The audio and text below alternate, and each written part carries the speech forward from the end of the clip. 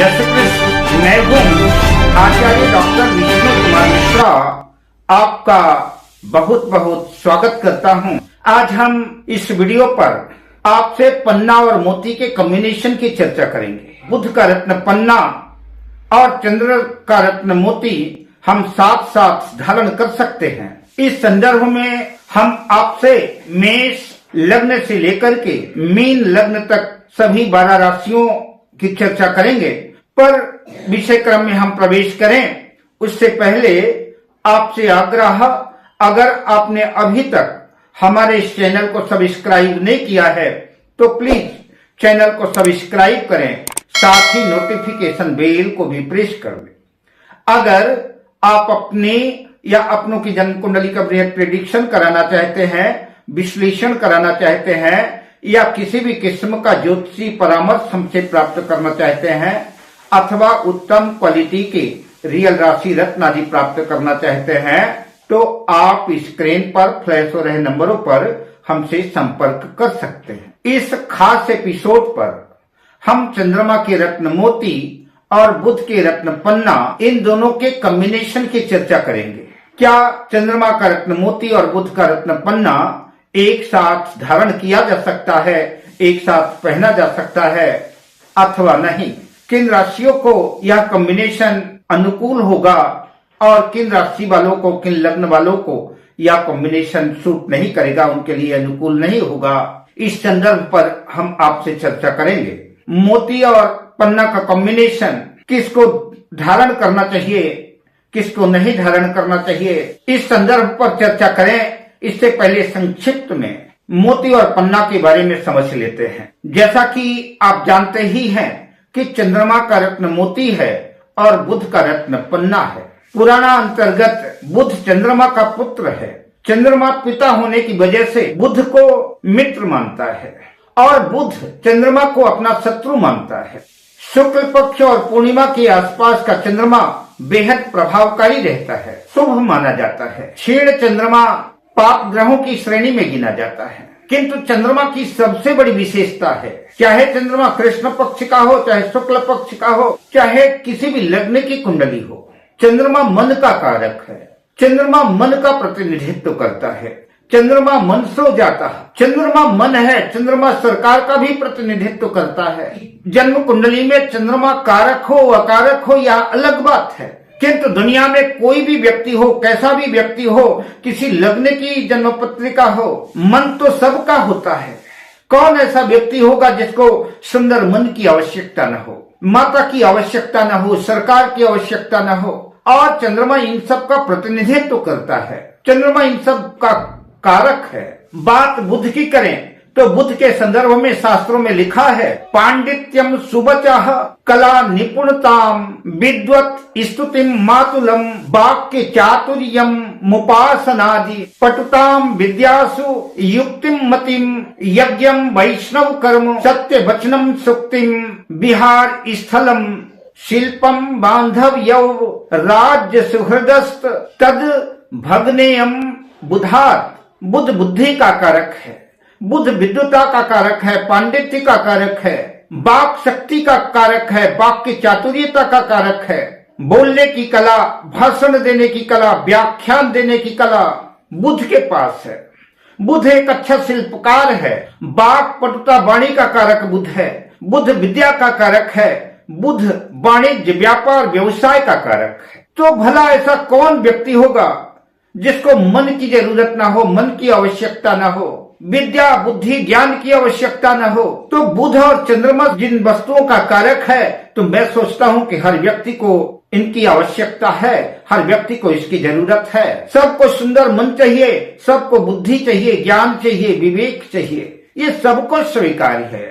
चंद्रमा और मन बुद्धि के संदर्भ में बहुत सी बातें विज्ञान सम्मत और अध्यात्म सम्मत है, किंतु वीडियो की समय सीमा इन सब की इजाजत नहीं देता। इसलिए सीधा मेष लग्न से मीन लग्न तक चर्चा करता हूँ। किन लग्न वालों को मोती और पन्ना का कॉम्बिनेशन उपयुक्त रहेगा, किन लोगों के लिए ठीक नहीं रहेगा। चर्चा करने से पहले इतना जरूर बता दें, अगर चंद्रमा और बुध नीच राशि में है, त्रिक भाव में है, छठे 8वें 12वें भाव में है, तो ऐसी कंडीशन में उस ग्रह के रत्न न पहने, उस ग्रह के रत्न धारण न करें, इस बात को अच्छी तरह समझ लें। अपनी बुद्धि और विवेक के साथ जो है रत्नों का चयन करें, और बेहतर तो ये होगा कि किसी योग्य ज्योतिषी से परामर्श ले लें तो और ज्यादा बेहतर होगा। आइए मेष लग्न की चर्चा करते हैं। मेष लग्न की जन्म पत्रिका में चंद्रमा चतुर्थ भाव का स्वामी है। चंद्रमा लग्नेश मंगल का मित्र भी है। अगर चंद्रमा केंद्र त्रिकोण भाव में शुभ भाव में स्थित है तो ऐसी स्थिति में मोती धारण किया जा सकता है। किंतु मेष लग्न की जन्म कुंडली में बुध तृतीय भाव और षष्ठम भाव का स्वामी है।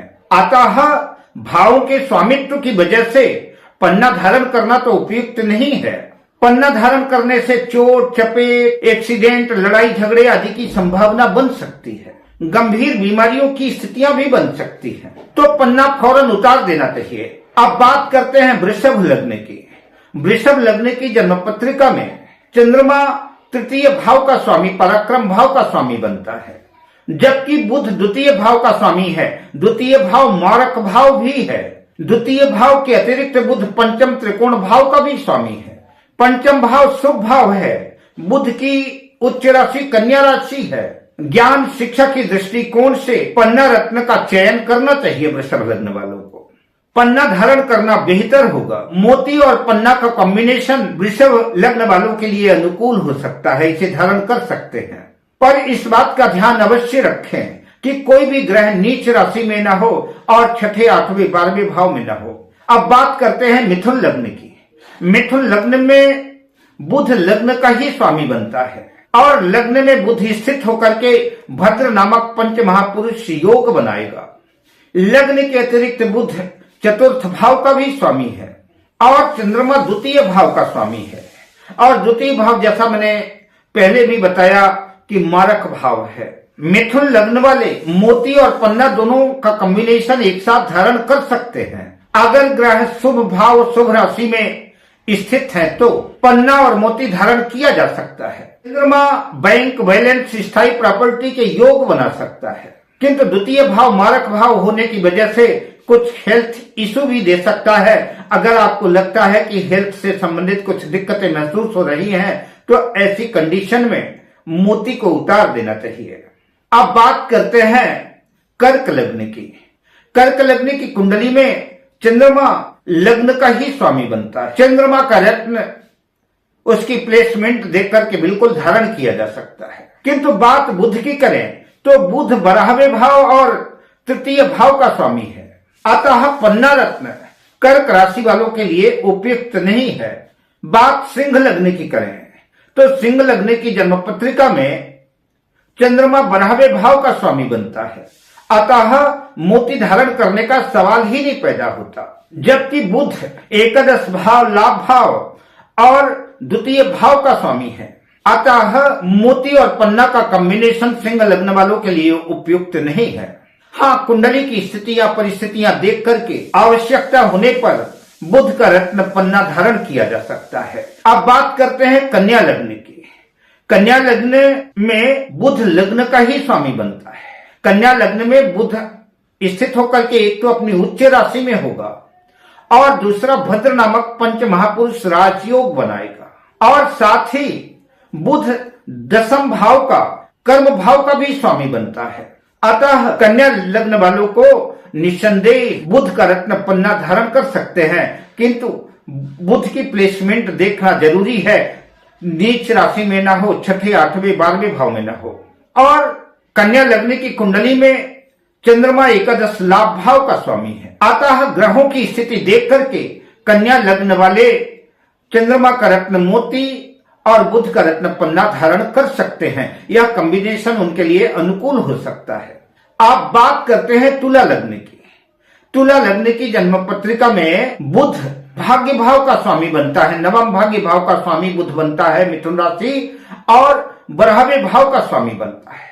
चंद्रमा दशम भाव का स्वामी बनता है। कैरियर भाव का स्वामी चंद्रमा बनता है। तो चंद्रमा का रत्न मोती तो पहना जा सकता है, इसमें किसी किस्म का संशय नहीं है। इससे कैरियर में वृद्धि होगी, लेकिन उसकी प्लेसमेंट फिर भी देखना होगा। बात जहां तक बुध की है तो बुध का रत्न पन्ना जो है अगर बुध भाग्य भाव में ही स्थित है या कि केंद्र त्रिकोण भाव में स्थित है तो बुध का रत्न पन्ना एक बार पहना जा सकता है, विचार किया जा सकता है। पन्ना भाग्य की वृद्धि करेगा लेकिन व्यय की स्थितियां भी बना सकता है, विदेश जाने का योग संयोग भी बना सकता है। अतः आप अपनी आवश्यकता को देख करके कुशल ज्योतिषी के निर्देशन पर इस कॉम्बिनेशन को आप अपना सकते हैं। अब बात करते हैं वृश्चिक लग्न की। तो वृश्चिक लग्न की जन्म पत्रिका में, जन्म कुंडली में चंद्र भाग्य भाव का स्वामी है। चंद्रमा की प्लेसमेंट अगर अच्छी है तो निसंदेह मोती आपके भाग्य में वृद्धि करेगा, आपके भाग्य को कई गुना इंक्रीज कर देगा, भाग्य को बढ़ा देगा और ज्यादा भाग्य का साथ सपोर्ट मिलने लगेगा। किंतु बात बुध की करें तो बुध अष्टम भाव और एकादश भाव का स्वामी है, अतः पन्ना धारण करना उपयुक्त नहीं होगा। अब बात करते हैं धनु लग्न की। धनु लग्न की जन्म पत्रिका में चंद्रमा अष्टम भाव का स्वामी है। चंद्रमा का रत्न मोती पर विचार करना संभव ही नहीं है। बात बुध की करें तो बुध सप्तम भाव और दसम भाव का स्वामी है, अतः कैरियर के दृष्टिकोण से बुध के प्लेसमेंट देकर के धनु लग्न वाले पन्ना धारण कर सकते हैं। दाम्पत्य जीवन में लाभ होगा किंतु सप्तम भाव मारक भाव भी है, अतः कुछ कठिनाइयां भी क्रिएट हो सकती हैं, किंतु कैरियर में सफलता प्रदान करेगा बुध। अतः अगर बुध शुभ भाव में स्थित है तो पन्ना धारण किया जा सकता है। अब बात करते हैं मकर लग्न की। तो मकर लग्न की जन्म पत्रिका में चंद्र सप्तम भाव का स्वामी है, जबकि बुध छठे भाव और नवम भाव का स्वामी है। बुध का रत्न पन्ना मकर लग्न वालों के भाग्य की वृद्धि करेगा, भाग्य को चमकाएगा, भाग्य को बढ़ाएगा। अतः कुंडली का सटीक एनालिसिस करके चंद्र का रत्न मोती और बुध का रत्न पन्ना धारण कराया जा सकता है, किंतु लंबे अंतराल तक मोती धारण करना उपयुक्त नहीं होगा। अब बात करते हैं कुंभ लग्न की। तो कुंभ लग्न की जन्म पत्रिका में मोती और पन्ना का कॉम्बिनेशन ठीक नहीं रहेगा। आवश्यकता होने पर शिक्षा की दृष्टिकोण से, अनुसंधान की दृष्टिकोण से जो लोग पीएचडी कर रहे हैं, अनुसंधान कर रहे हैं, सफलता की दृष्टिकोण से थोड़े समय के लिए जब तक काम ना बने तो पन्ना धारण कर सकते हैं, किंतु काम हो जाने के बाद पन्ना को उतार देना ही उपयुक्त रहेगा। पन्ना सिर्फ शैक्षणिक दृष्टिकोण से ही उपयुक्त रहेगा, वरना मोती और पन्ना का कॉम्बिनेशन ठीक नहीं रहेगा। अब बात करते हैं मीन लग्न की। तो मीन लग्न की जन्म कुंडली में, जन्म पत्रिका में चंद्रदेव पंचम भाव संतान शिक्षा के स्वामी हैं। अगर केंद्र त्रिकोण में शुभ भाव में स्थित है तो निसंदेह मोती धारण किया जा सकता है। मोटा मोटी बुध को भी अच्छा ही कह सकते हैं। बुध चतुर्थ भाव और सप्तम भाव का स्वामी है। बुध अपनी स्वराशि में होगा तो भद्र नामक पंच महापुरुष राजयोग बनाएगा। अतः मीन लग्न वाले मोती और पन्ना के कॉम्बिनेशन का लाभ उठा सकते हैं। शिक्षा, संतान, मैरिज लाइफ, पार्टनरशिप, मन को और ज्यादा इंक्रीज करने के लिए बुद्धि ज्ञान के दृष्टिकोण से यह कॉम्बिनेशन ठीक रहेगा, किंतु सप्तम भाव मारक भाव भी है। हमने आपकी जानकारी के दृष्टिकोण से मोती और पन्ना के कॉम्बिनेशन को लेकर के, सभी लग्नों को लेकर के कुछ चर्चाएं की, लेकिन बेहतर होगा आप अपने लिए रत्नों का चयन करने से पहले किसी योग्य ज्योतिषी से परामर्श लें तो ज्यादा बेहतर होगा।